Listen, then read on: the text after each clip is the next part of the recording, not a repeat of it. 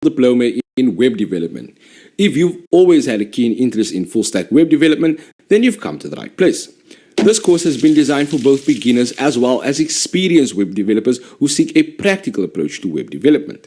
In this course, we learn all the fundamentals of web development and learn to code from scratch. We'll begin by installing and exploring our scripting environment, after which we'll move on to programming languages of the web. Now, this includes HTML, CSS, JavaScript, and even PHP. We'll cover both front-end and back-end technology stacks. Throughout the course, we'll develop a bunch of interactive web applications that you can add to your profile to strengthen your credibility as a full-stack web developer. From responsive e-commerce applications, styled booking systems, and even HR systems, rest assured that this will be a hands-on course. As a bonus, you will also learn all about SQL databases and how to integrate them into your website. In today's lesson, we dive right into writing code using JavaScript. First, we will familiarize ourselves with creating variables, after which we will discuss the different data types that JavaScript has to offer. We'll then move on to outputting the code we have written so far into the client. So stay tuned, because this is going to be a practical lesson. Once again, a warm welcome from all of us here at Show Academy, where we are here to help you learn the skills you need to succeed today. Now, welcome back everyone to Web Development Module 2 Lesson 2. In today's lesson, we are going to be covering JavaScript data types as well as variables. And this is quite important because it's going to lay the foundation of a lot of the code that we are going to be writing in future lessons. Now, let's have a look at the objectives for today's lesson. First of all, we will be starting off with JavaScript data types. And again, this is quite important because JavaScript hosts a bunch of data types that we can use to perform different kinds of operations.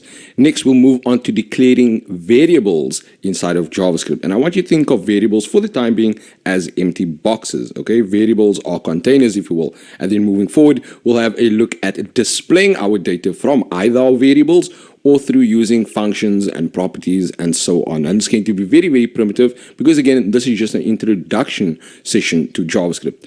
But before we get started with the actual content, here is a quick fun fact about JavaScript. And did you know that JavaScript is actually a higher level programming language? Like most programming languages out there, JavaScript is also high level. Now, what does that mean? You also get your low level languages like C, for example, which is built closer to communicating with your computer components such as your CPU.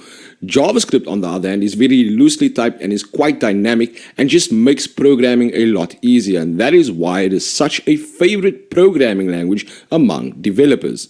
Excellent. So without wasting any time, here is the first topic today, and that is JavaScript data types. Now, what exactly do we mean when we refer to data types in JavaScript? Well, you pretty much guessed it right, and a data type is exactly that. In programming languages, data types are quite important, and the reason for that is we can use data types and store them in variables so that we can perform some sort of computational operation at a later stage. Now, data types are different with different programming languages, but most, if not all, programming languages share similar data types, and this includes things such as strings. Now, a string is just a row of characters or accumulation of characters like your name or your surname. We can also store things such as integers, that's another data type, floats, which is decimal points, and so on. Data types vary depending on the kind of operation that you would like to perform with them.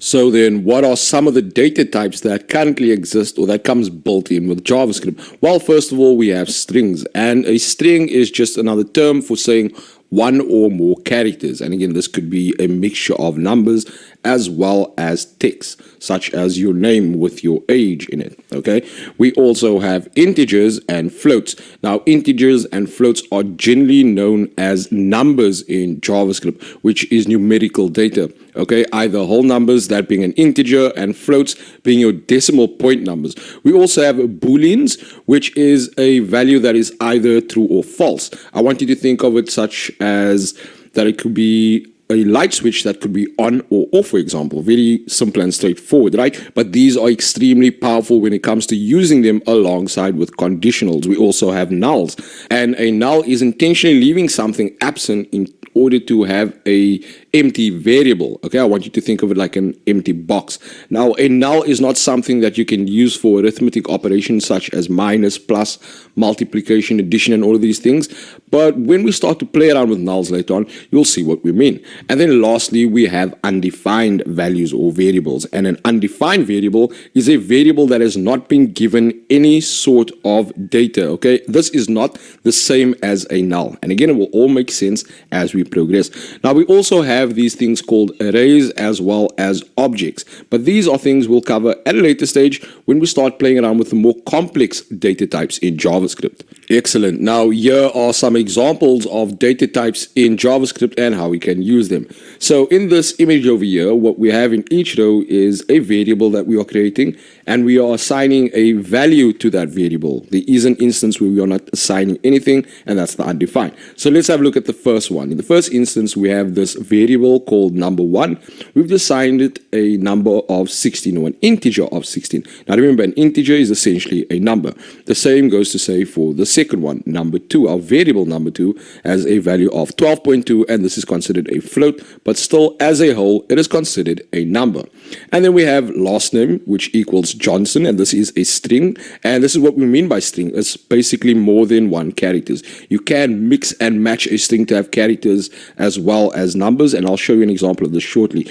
And then next we have a variable called empty, and the value here is undefined because we have not assigned any sort of value to this particular variable. We also have empty2. Here we've intentionally assigned a null value. Okay, so if we had to check these data types, empty and empty2, we'd get undefined and null respectively. Okay, then we have container1, which is 2 plus 3 plus Johnson. Okay, so what's happening here? So what is essentially occurring is that in our output, we are first adding the number 2 and then 3, and then we are adding the string Johnson. So ultimately, this is going to be a string, but the computation will perform the arithmetic operation, okay? And then we have container 2, which is slightly different. Now here we have 2 plus Johnson plus 3, and in this case, it's treated as a string with no sort of computation whatsoever, okay? So depending on how you are actually adding your operators, such as your addition or your multiplication and so on, it's going to determine what your string is going to look like in the output. And then we have two Boolean values, which is just set to true or either false. So you might be wondering what happens if you don't know the data type of a variable, and this is often the case when you have lengthy code. Well, you can simply use the type of operator to request the data type that's assigned to a variable, and here are a couple of examples. In our first instance, we have a variable x, and we've given it a value of L. Then what we are doing is we are alerting the type of operator on the x variable, and the result we get is string. We're doing exactly the same for the second row, where we have variable x, and we've set it to 121 or 121. We then call the alert function, and inside the type of operator we assign to the x variable, and then we get the result number. And the same holds true for the last two examples, where x is a boolean, and the last one, type of x, is just undefined because we haven't assigned any variable to it. Now moving on to our next topic, declaring JavaScript variables. And we've seen tons of examples where we've done this. We've even had a look in a previous lesson. But once again, let's just recap to make sure we are all on the same page. Now, by now, variables should be self-explanatory, but I think it's pretty important that we solidify our understanding by having a simplified definition. And essentially, variables are created to store data, okay? And some of this data might change, hence the name variable. So to declare a variable, we use the keyword var in front of the name of the variable. Now, let's break this down for a second. So when we say data might change, again, I want you to think of an empty box, okay? And sometimes you can take something out of a box, you can switch the item in the box, you can even take something out of the box and not replace anything in that box, okay? That is what a variable is. It's a container to hold some sort of data. And yes, variables can be changed at a later stage depending on the type of computational operation which you would like to perform. Now, in our previous lesson, we learned how to declare a variable. So let's just revisit that topic or that concept for a second. And essentially what we have here is just a variable that we are declaring. We haven't assigned any sort of value to this.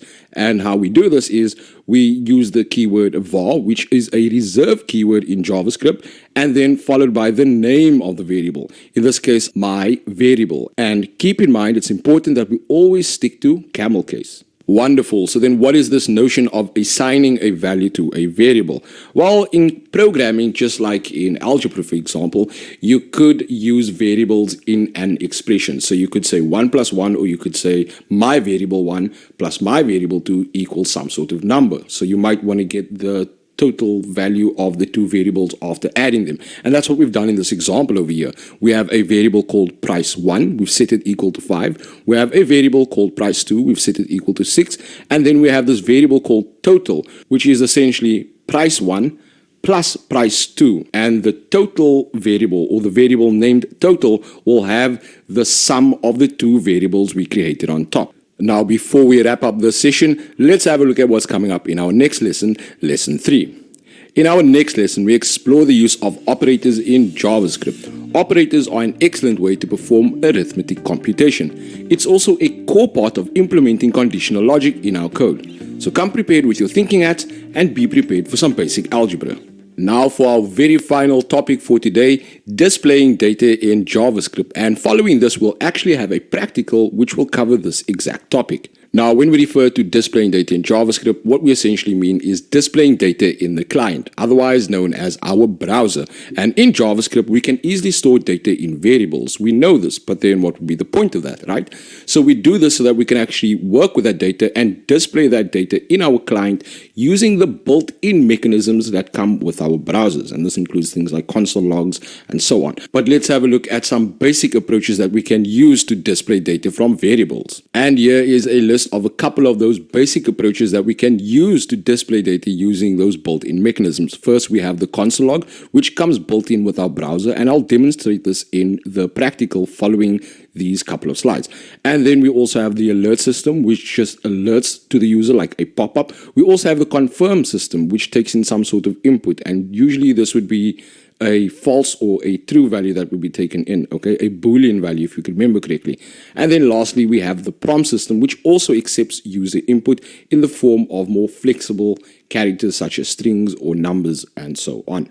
With that being said, let's dig a little deeper to see how each of these actually work. So first of all, we have the console, otherwise known as the console log. And here we have a very simple code snippet that says console.log with parentheses and the words hello world. Now the words hello world here is a string. We just didn't store it as a variable. And this is what the output looks like for that. Okay, so here we have this keyword, or these two keywords, hello world, that's being shown or displayed in our console log. Okay, and I'll show you how to get to the console log again when we do our practical. Now we also have the alert function that's also built into JavaScript that we can use to display data. And here's an example of the code snippet. First, we create a variable called hello, and we set that variable equal to hello world. So essentially, we're doing the same thing that we did in our previous example, where we used hello world in console log. The only difference here is hello world is now assigned to a variable called hello. And then we call the alert function and we add the parameter hello. And this is what the output for that looks like. Okay, so this is essentially a pop-up in the user interface and not in the console log. Next up is the confirm function that we can call to display data. And here pretty simple, we just call the word confirm, we open our parentheses, and then we add the actual string we want to enter. In this case, we have, are you ready to become a full stack web developer?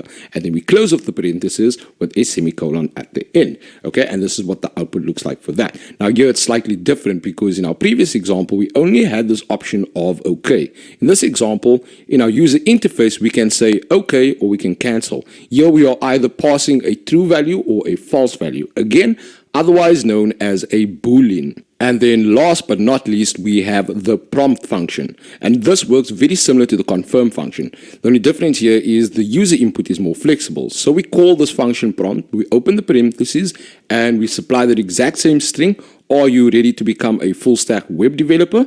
And then we close it off, and this is what the output looks like. Now, what I want you to take note of here is that here you can actually pass in user input. So instead of OK and cancel a true or false value. You can pass in additional data, and that could be a string, it could be a number, and you can take it even further and process that data and send it to the database or do some sort of interactive function on your website. This is a really powerful way to not just display data, but also to accept user input. Now, with all that being said, it's time that we jump right into our code and start our practical. So without further ado, let's dive in. Now, before we get started with our practical, there is a new piece of software that I would love to take the time to introduce you to, and this is called JS Fiddle. This is something we mentioned briefly in our previous lesson.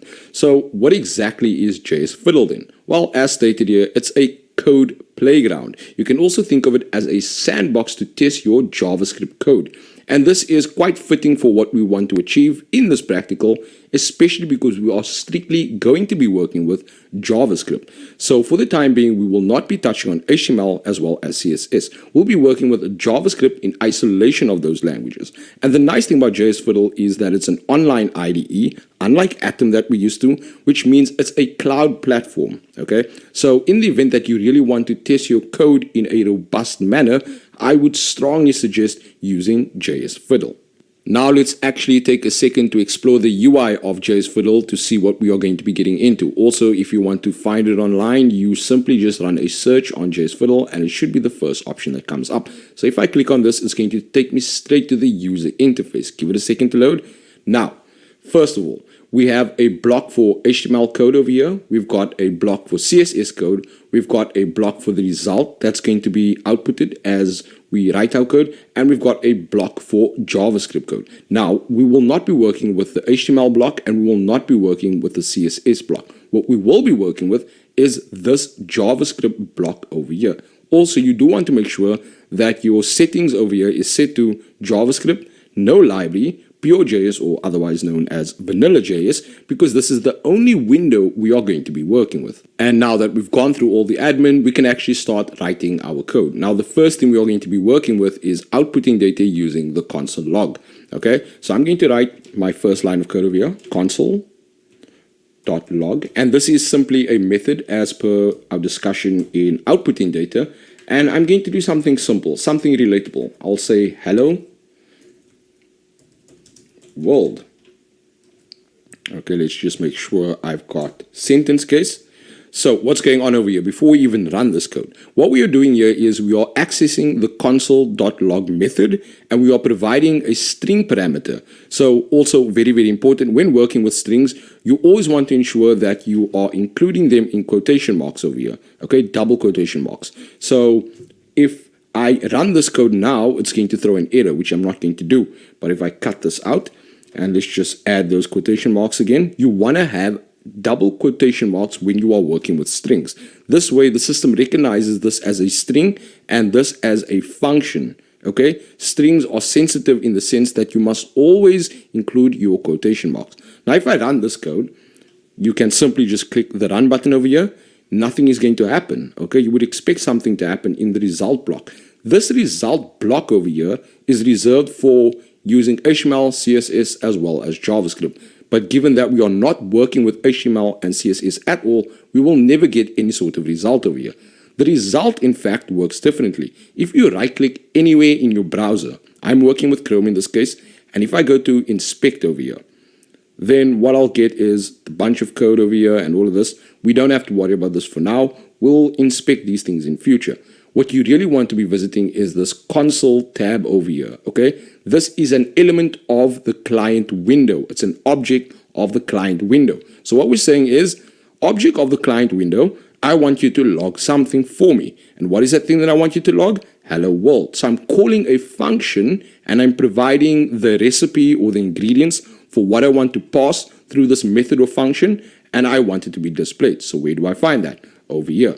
Now, what I'm going to do is I'm going to clear this over here because you might be getting a couple of errors that says unrecognized and dev tools failed. Ignore all of this, okay? So I'll save that again, or I'll erase that, and then I'll run my code again. So once I run it, I get this thing called hello world on top. So I'm accessing the console log and I'm printing my string over here to my console log at the top.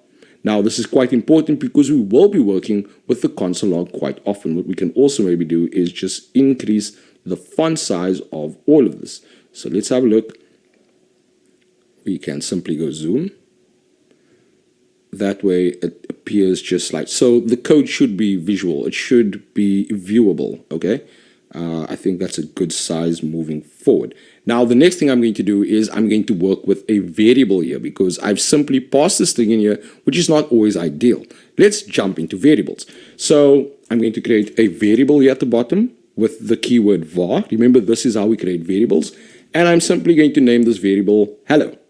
I'll set this to equal, and then I'll open the double quotation marks, and I'm going to do exactly the same thing that I've done before. I'm going to pass the string hello world. I can actually delete this, or I can comment this out.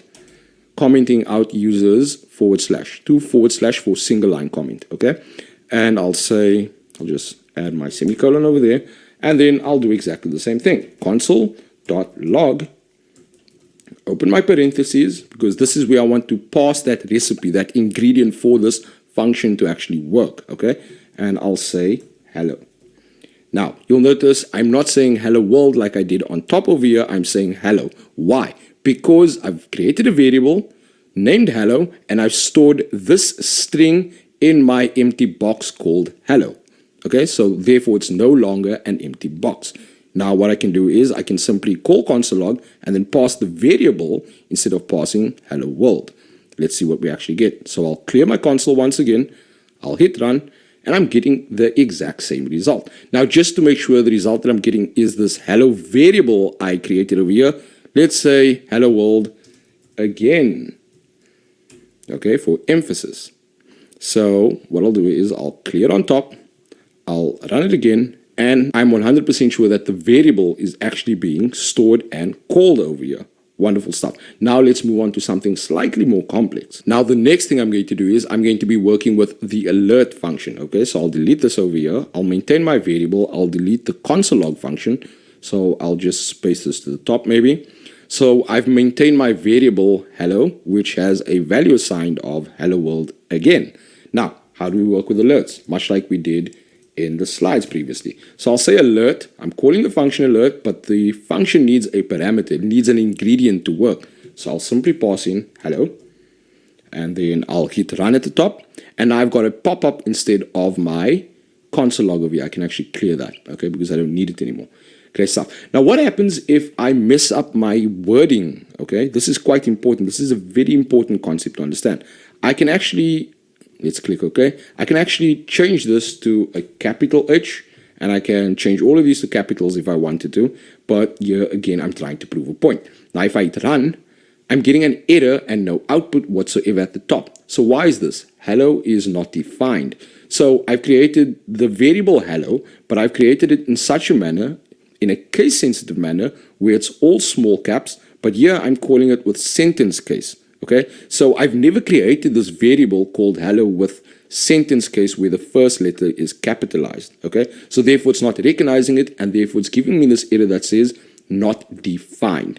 So this is extremely important. This is an issue that you will most likely run into as your web development career progresses. Okay, so I'll just change that back, make sure everything's running just fine, and there we go. Hello world again. Seems to be working fine.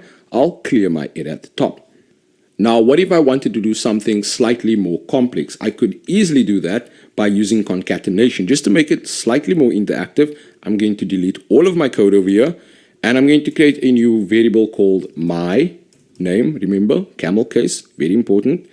And I'll set this equal to Rushan. Never forget the quotation marks because we're working with a string. I'll set this equal to Rushan Weingard and semicolon, and now I will say alert. Now, here's the tricky part. So I'm going to add a string in here, but I'm going to concatenate that string with my variable. Concatenation is something we will cover, but I just want to show you how we can actually make things a little more interactive and a little more interesting. So I'm going to start off with a string. Now, regardless of having my string on top here, I'm going to create a new string in here, and keep in mind a string is a data type. So I'm going to say welcome back. Okay, I'll give it a space over here, and then I'll add a plus sign. Now, when working with strings, a plus sign is treated as concatenation, which means you are combining two strings, or you are combining a string with a number. Okay, very, very important. And again, this is something we will cover in future. Now I'm saying welcome back in my alert. Okay, so I'm providing it with this string over here, and then I'm going to add the variable. So I'm going to concatenate the string I just created. I'm going to combine the string with my variable, and I'll simply say my name. Okay, let's run this and see what we get. So now we have welcome back Rushan. So we've combined this over here with our variable, which has this value in our alert function. Pretty awesome, right? Now, a little more complex, what we could also do is we could be working with things like prompts and confirms and so on. But before we even jump into that, let's work with numerics and see how they differ when we work with the plus sign when it's not strings and instead we are using numerics like floats and numbers or even integers. Now the first thing I'm going to do is I'm going to move all of my code over here, and I'm going to create a new variable called num1, and I'm going to assign a number over here, an integer of 5. Now the nice thing about JavaScript is that you don't explicitly have to say that this is an integer. Okay, JavaScript already knows what all of this is, which makes it quite dynamic. I'll create another variable over here called num2. This is going to be my second number, and I will make this number, let's say 13. Let's assign the value 13 to it. Okay, now I'm going to alert the num1 plus num2. Okay, now this is going to work differently because we are working with integers, whole numbers, and not strings. So let's run this and see what we get. Let's just make sure our code is correct. Num1, num2, num1 plus num2. Run the code, and now we get the value 18. Okay, so what essentially is happening here is we are not concatenating these numbers. We are not combining them in the sense that they are strings, but we are performing logical operations on it. Okay, we are performing some sort of mathematical computation on this number. So we can actually delete this, or we can do something a little more complex. What we can do is we can remove this. Let's combine our numbers with strings. Okay, so I'm going to say alert. I'll maintain my variables on top, and I'm going to say in a string, okay, don't forget your quotation marks, the sum of num1 and num2 is, just give it a space over here so that it's not pushed against the number that I'm going to get, and I'll add a plus sign here, which is going to be treated as concatenation, okay, because I'm combining a string with a number. Okay, the sum of num1 and num2 is, let's see what happens. So I'll say num1 plus num2. Now, before I even run this line of code or these 3 lines of code, I'm going to get an error. Okay, or I'm not necessarily going to get the desired output, but I'm doing this intentionally because I want to pose a challenge to you to try to figure out how we can get the desired output. Now let's actually run this and see what we get. Not exactly what we want. What we expected is the sum of num1 and num2 is 18. Okay, because if you add 5 to 13, you would naturally get 18, correct? Now, what is the issue here? This is not something I want to solve right in this moment, but instead I want you to take the time to figure out how we can actually get the desired outcome, where instead of having 5, 1, 3, we have the value 18, the actual sum of these two numbers. And just so you know, we will be addressing this in our next lesson. But for the time being, take it on yourself as a challenge. Great stuff. Now we can actually move on to confirmation boxes. Okay, so if you remember, confirm boxes work slightly different than the rest because there actually is some sort of user input in the form of a Boolean value. So I'm going to delete this code and I'm going to write confirm. And again, this is a function or a method, so it requires some sort of parameter. Just end off with a semicolon. So I'll say, would you like to proceed with payment? And this is a notification that many of us are familiar with. So I'm asking a question in the form of a string. So confirm, would you like to proceed with payment? Okay, now let's run this. And it works just fine. If I click OK, nothing really happens. If I click cancel, nothing really happens. Okay. Now, if I want to make this a bit more interactive, what I can do is I can assign this method or function to a variable, which means this will be stored in an empty box, which would obviously no longer be empty, and then we can use that for future use. And this is the power when it comes to variables. So I will just cut this out, and I'll say var question, or let's say confirm payment,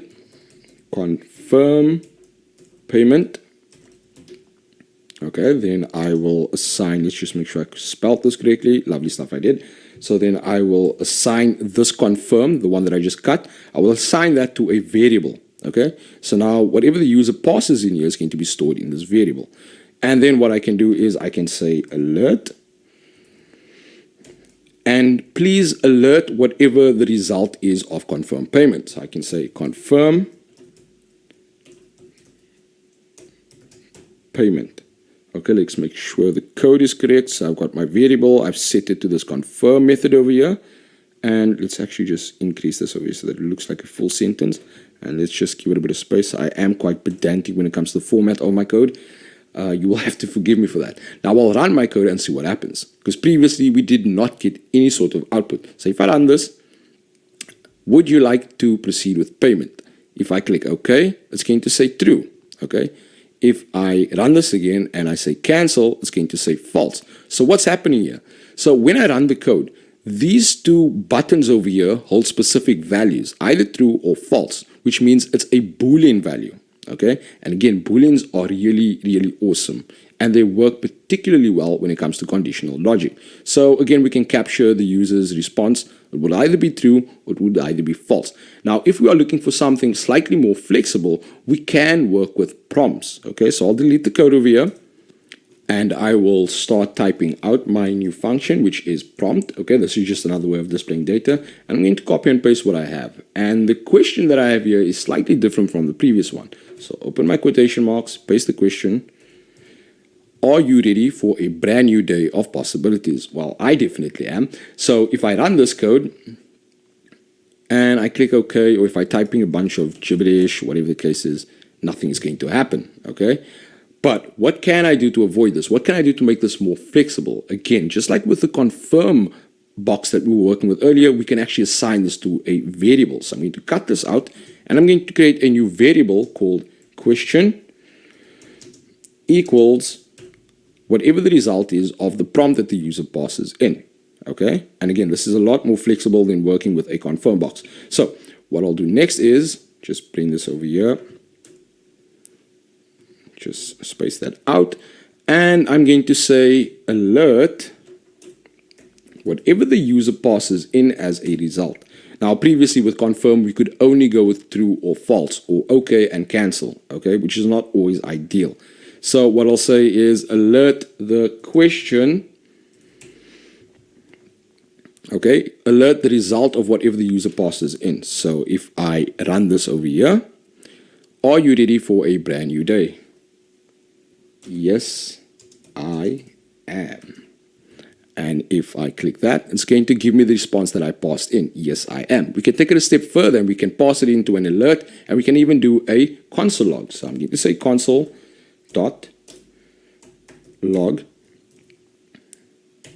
and I will pass that exact same parameter, question, which is our variable. And if I run it now, what I get is, are you ready for a brand new day of possibilities? Yes, I so am. Wonderful. So if I run this now, I have this response over here, which is yes, I so am. And if I click OK, I also have that very same response in my console log. Okay. Now this is just a brief introduction to what we are actually able to do with JavaScript, and I really hope this sums up how we declare variables, how we work with variables, and how we can display data to the user. As we move forward, later lessons are going to become a lot more complex, because we will be including things like our HTML code, our CSS code, and actually getting an output. But it's quite important that you understand the importance of JavaScript and what makes it so engaging and interactive when building full websites. Excellent. Now, I do hope that you found that practical session quite useful. In the event that you want to access the source code, you will be able to find it in the summary notes. As a reminder, you have a lesson assignment due for this lesson, so all the best for that. And then one last thing. Congratulations to all of you for completing lesson 2. Okay, in our next lesson, we will be covering JavaScript operators, so be sure to bring your algebra hats. So for all of that and more, I'll see you in the next lesson. Cheers.